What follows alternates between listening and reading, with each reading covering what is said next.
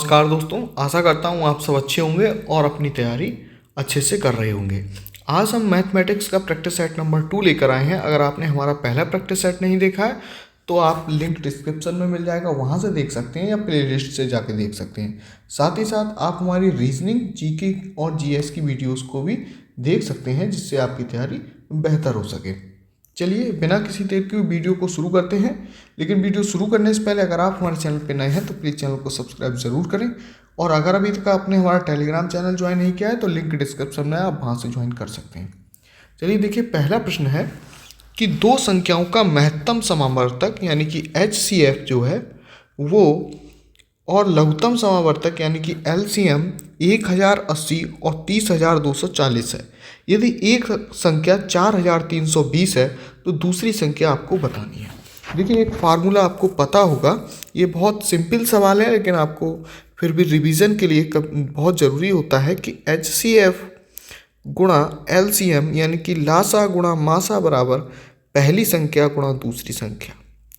ठीक है, HCF गुणा LCM बराबर यानी कि मासा गुणा लासा बराबर पहली संख्या गुणा दूसरी संख्या होता। अब यहाँ पर अगर हमें दूसरी संख्या निकालनी है तो दिस इम्प्लाई दूसरी संख्या बराबर हो जाएगा HCF यानी कि मासा गुणा LCM यानी कि लासा बटे पहली संख्या। तो यहाँ से हम HCF दे रखा है हमारे लिए 1080 और LCM दे रखा है 30,240 और हमसे निकलवाया गया है दूसरी संख्या, जबकि पहली संख्या दे रखी है 4,320। अब हम इसे कट करेंगे तो जीरो से जीरो कैंसिल हो जाएगा।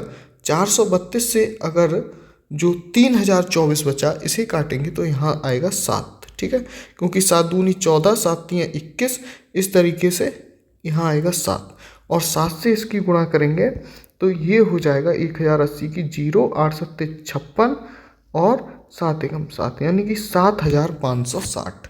तो जो दूसरी संख्या थी वो होगी 7,560। ऑप्शन नंबर 2 इसका सही आंसर है।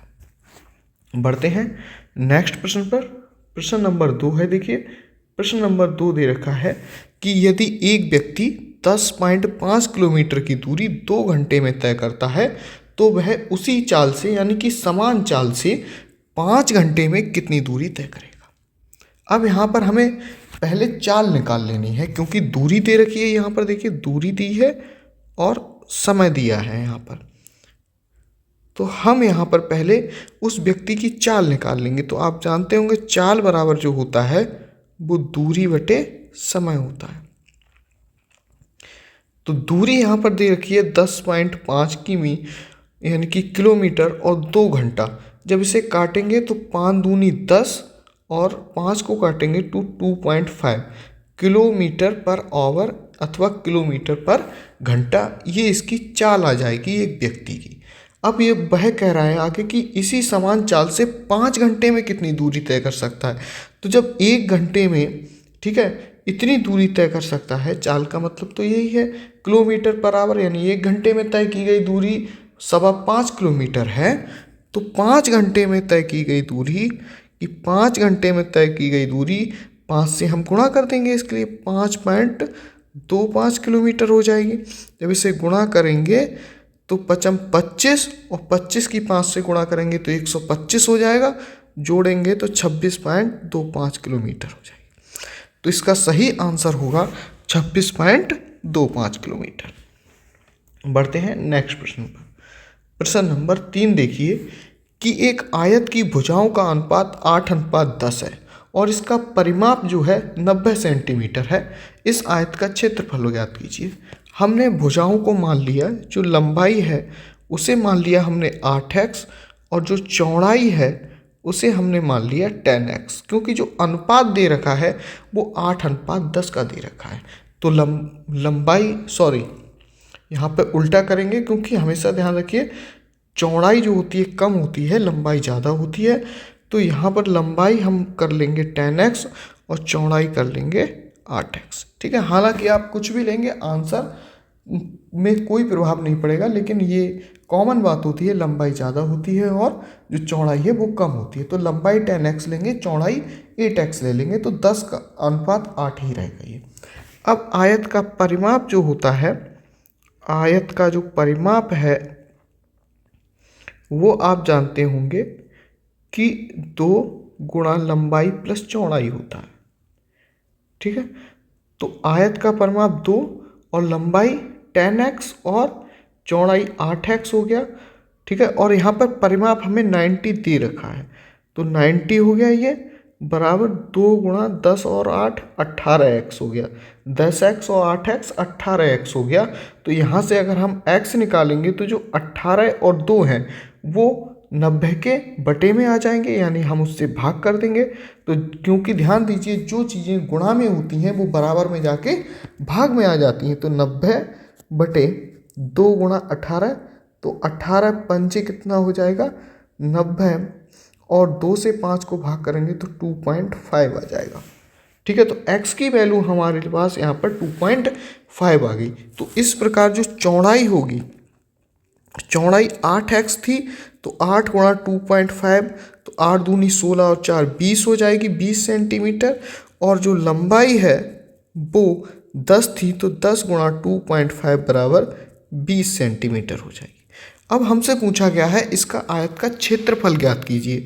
तो जो क्षेत्रफल होगा आयत का वो लंबाई गुणा चौड़ाई होता है, लंबाई गुणा चौड़ाई।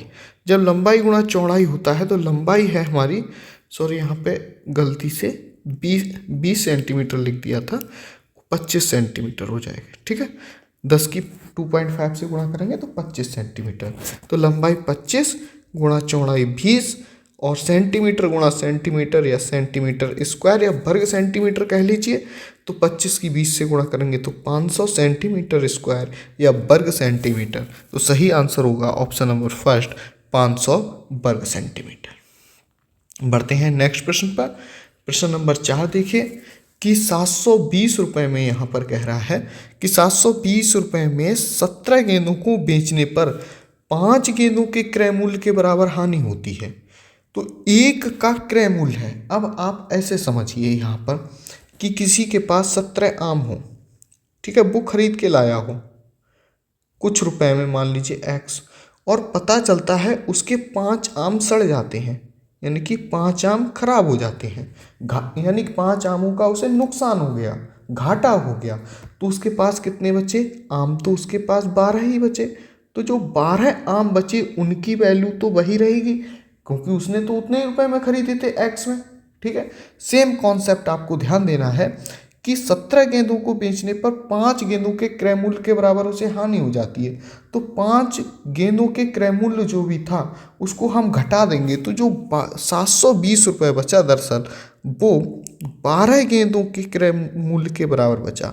तो 12 गेंदों का जो क्रय मूल्य या जिसे सीपी कहते हैं, ठीक है, शॉर्ट में सीपी कहेंगे, वो हमारा रुपये 720 बचा। तो एक गेंद का सीपी पूछ रहा है, एक गेंद का क्रय मूल्य कितना होगा?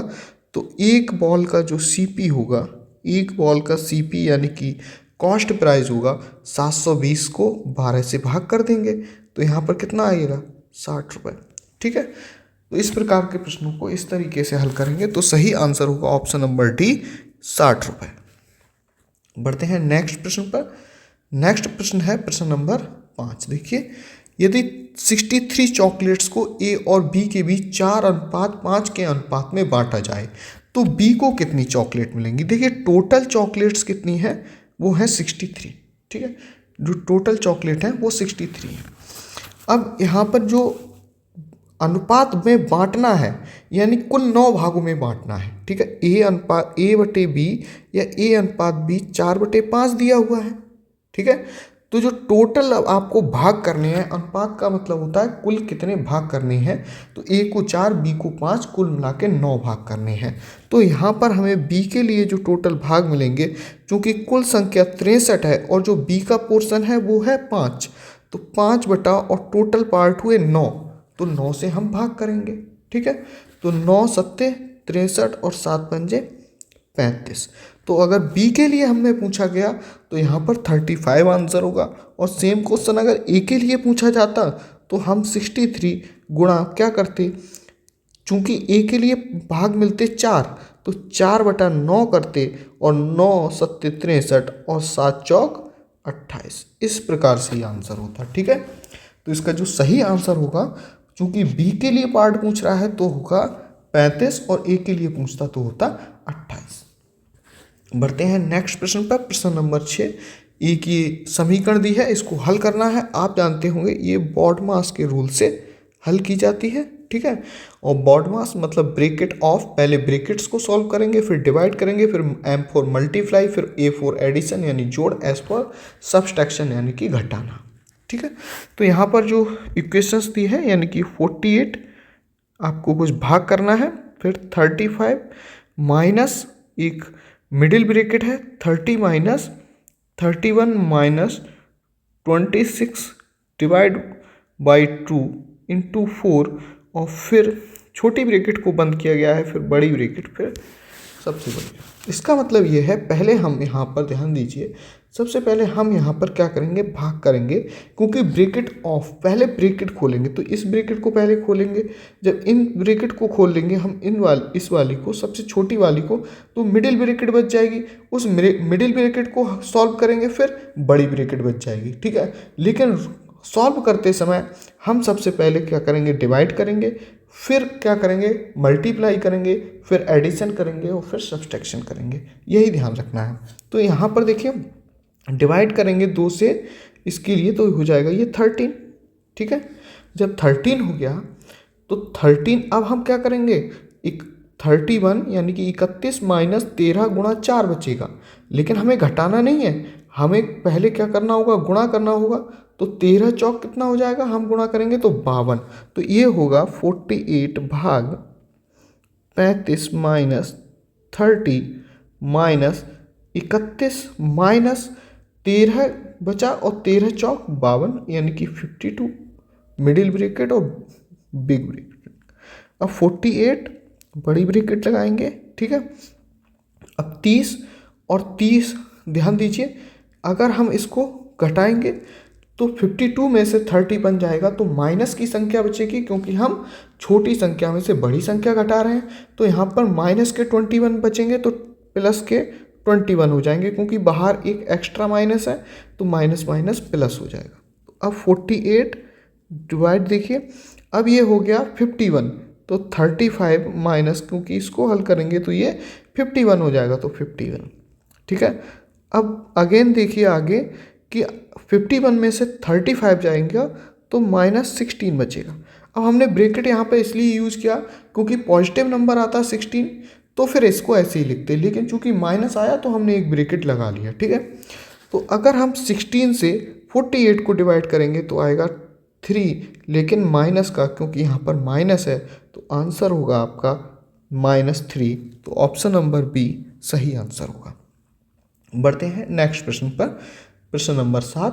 कुछ भी समझ में ना आए तो कमेंट जरूर कीजिएगा, हम आगे उसे और इम्प्रूव करने की कोशिश करेंगे। यहाँ पर दिया है मूलधन पर, कोई मूलधन है जिस पर 8% वार्षिक ब्याज की दर से 2 वर्ष की अवधि का साधारण ब्याज 192 रुपये है, मूलधन ज्ञात कीजिए।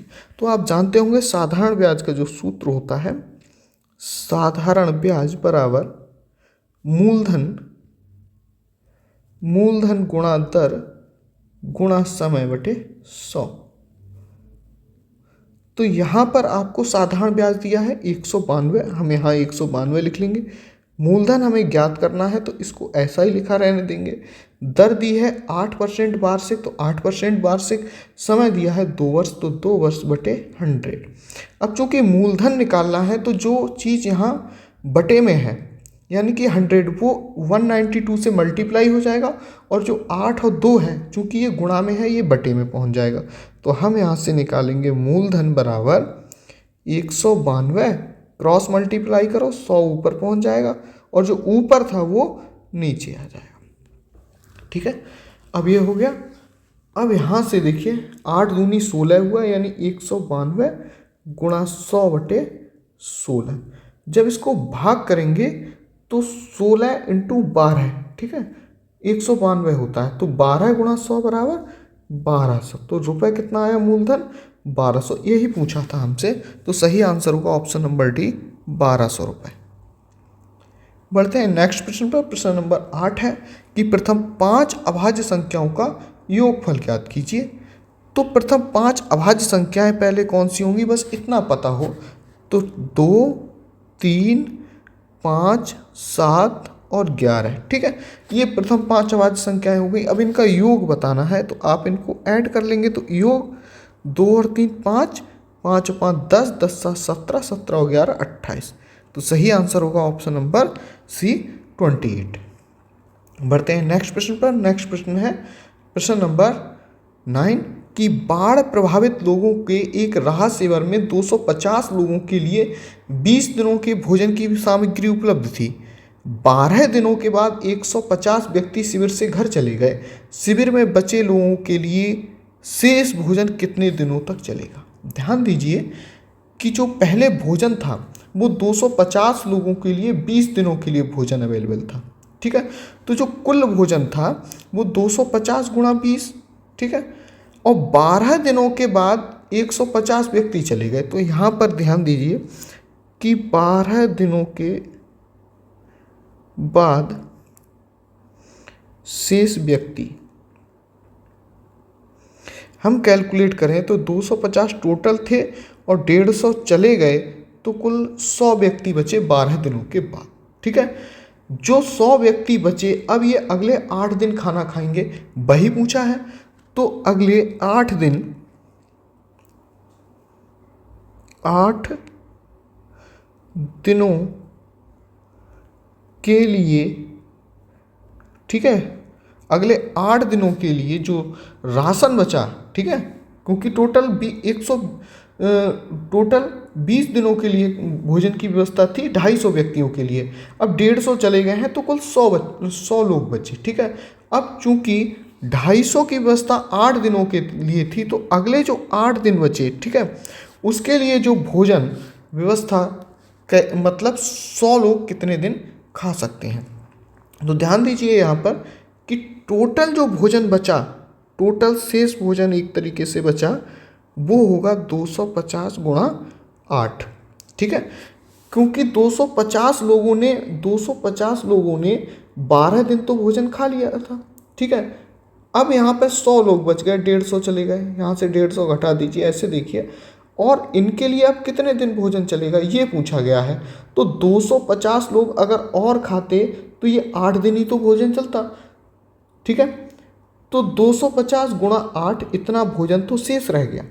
ठीक है, लेकिन 100 लोग कितने दिन और खा पाएंगे, 100 लोग और कितने दिन खा पाएंगे, तो इसे हम 100 से क्या कर देंगे, भाग कर देंगे, तो कुल हमें दिन पता चलेंगे। कुल 100 लोग भोजन करेंगे कितने दिन। ठीक है, भोजन करेंगे, यानी कि भोजन करेंगे 250 गुणा 8/100। ठीक है, बहुत सीधा सीधा है, मैं इसे एक शॉर्ट ट्रिक भी बता दूंगा आपको और अच्छे से, कि जब इसे अब इसे डिवाइड कर लीजिए या कट कर लीजिए तो 25 ढाई 250 और 25 चौका 100 और 4 दूनी 8 और 10 दूनी 20 हो जाएगा। तो ये भोजन 20 दिन और चलेगा। अब देखिए इसे कैसे कर सकते हैं, एक और तरीका है, यहाँ से ध्यान दीजिए शॉर्ट में थोड़ा सा, कि 250 लोग थे। ठीक है, इनके लिए जो भोजन की व्यवस्था थी वो 20 दिनों के लिए थी। अब यहाँ से ध्यान दीजिए 12 दिनों तक इन्होंने भोजन किया और उसके बाद 150 लोग चले गए। अब बचे 100 लोग, वो कितने दिन भोजन करेंगे। ध्यान दीजिए जो भोजन है वो 8 दिन के लिए और बच गया। ठीक है, 250 लोगों के हिस्से का 8 दिन के लिए और बचा, तो टोटल भोजन बचा 250 गुणा 8 यूनिट। ठीक है, अब 100 लोगों के लिए कितना चलेगा, तो 100 लोगों में बटेगा कितने दिन के लिए, तो बटे 100। बस इतनी सी टेक्निक थी और कुछ नहीं था इस सवाल में। ठीक है, तो इस तरीके के सवाल फिर वही करेंगे तो आपका 20 आंसर आ जाएगा।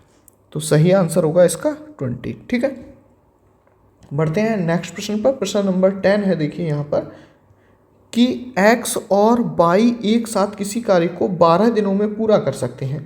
y इस कार्य को 20 दिनों में पूरा कर x इस कार्य को 20 दिनों में पूरा कर सकता है, तो y इस कार्य को अकेले कितने दिनों में पूरा करेगा। ध्यान दीजिए कि x प्लस y कार्य को कितने दिन में कर रहे हैं, यहाँ पर 12 दिनों में। ठीक है, तो x प्लस y का एक दिन का कार्य कितना होगा, एक दिन का कार्य एक दिन का कार्य होगा 1/12। भाई 12 दिन में कोई काम कर रहे हैं, यानी कि कोई मजदूर, ऐसे समझिए कोई व्यक्ति 4 दिन में कोई काम कर पाता है, ठीक है, तो एक दिन में 1/4 काम कर लेगा। बस सीधा सीधा फंडा है, ठीक है। तो अब यहाँ पर देखेंगे एक्स इस कार्य को 20 दिनों में कर लेता था, ठीक है, तो एक्स द्वारा एक दिन में काम,